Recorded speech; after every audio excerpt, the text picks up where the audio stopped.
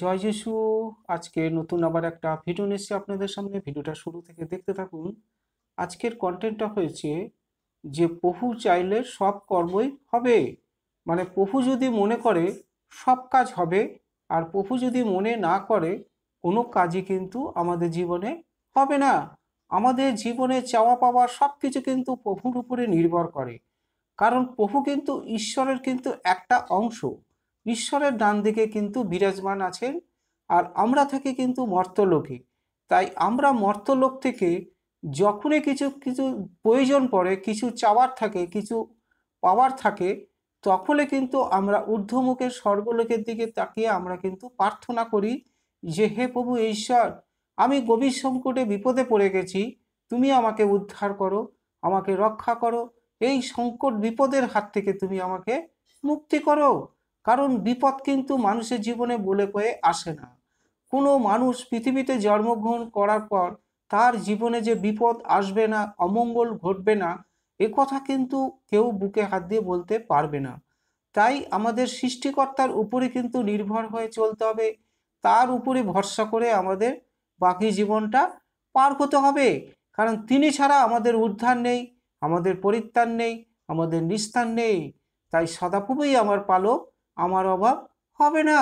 প্রভুর উপরে ভরসা করে এই রকম যদি কাকুতি মিনতি করে কেউ চলতে পারে, কেউ যদি চলে, সত্যি তার জীবনে দুঃখ কষ্ট অভাব রোগ ব্যাধি কখনো তার আসবে না।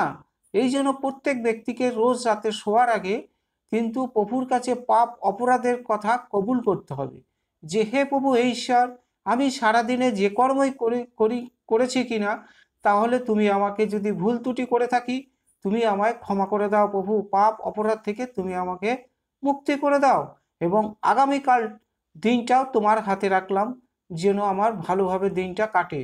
সব তোমার ইচ্ছা।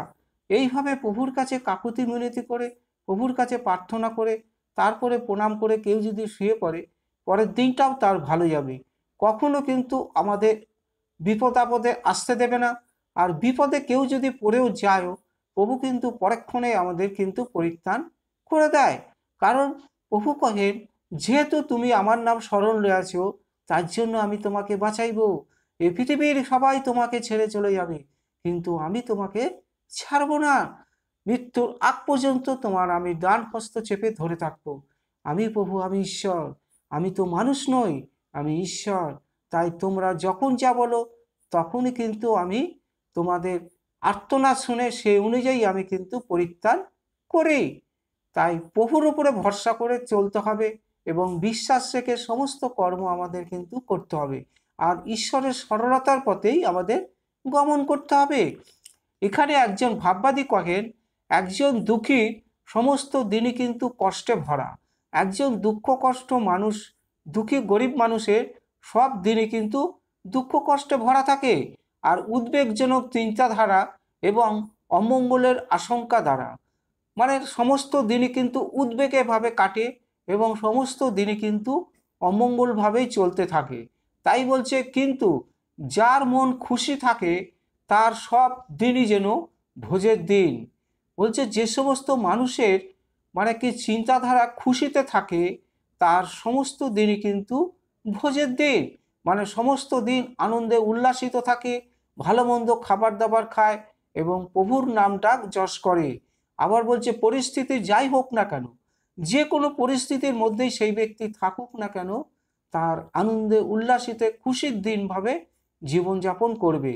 এটা লেখা আছে হিতোপদেশ 15 অধ্যায় 15 পদে স্পষ্ট লেখা আছে যে দুঃখ কষ্ট ভোগ করা ব্যক্তির জীবন একরকম, আর প্রভুর উপরে ভরসা করা যে যার মন খুশিতে ফুর্তিতে থাকে, সেই ব্যক্তি কিন্তু ভোজনে আহার খুব ভালো মন্দ খাবার দাবার খায় এবং প্রভুর নামডাক যশ করে, পরিস্থিতি যাই হোক না কেন। তাই প্রভু কহেন, আজকের দিনে দুঃখ কষ্ট আজকের দিনের জন্যই যথেষ্ট, কালকের কথা ভাবিত হইও না। মানে আগামীকাল কি হবে সেই চিন্তা ভাবনা তুমি করো না, সেটা আমি করব। আমি প্রভু, আমি ঈশ্বর। তোমরা যেহেতু আমার উপরে নির্ভরশীল হয়েছ, আমার উপরে জীবনের সব ভার চাপিয়ে দিয়েছ, তার জন্য আমি তোমাকে বাঁচাইব। আগামীকালের চিন্তা ভাবনার ভার আমার উপরে ছেড়ে দাও, দেখো আমি তোমাদের জন্য কি করি। তাই আজকের কন্টেন্টটা এই যে প্রভু চাইলে তার জীবনের সব কাজ হবে, এবং মানে সব কাজ হবেই হবে। হালেলুইয়া। তাই প্রভুর উপরে ভরসা করে চলতে হবে সব মানুষকেই, সে যতই গরিব, অভাব, অনটন, অমঙ্গলের মধ্যে দিয়ে চলুক না কেন। তা প্রভুই আমাদের ভরসা, প্রভু ছাড়া আমাদের উদ্ধার নেই, নিস্তার নেই। হালেলুইয়া। তাহলে আজকের কন্টেন্টটা এই পর্যন্ত। সবাইকে জয় যিশু। ভিডিওটা একটু ভালো লাগলে একটা সাবস্ক্রাইব দেবেন, কারণ এর থেকে ভালো ভালো ভিডিও কিন্তু সবার আগে আপনাদের কাছে পৌঁছাবে। আর প্রভুর কাছে মিনতি প্রার্থনা, আপনারা ভালো থাকুন, সুস্থ থাকুন। প্রভুর দৃষ্টিপাত, আশীর্বাদ যেন সদা সর্বদা আপনাদের মাথায় থাকে। সবাইকে জয় যিশু। আমেন।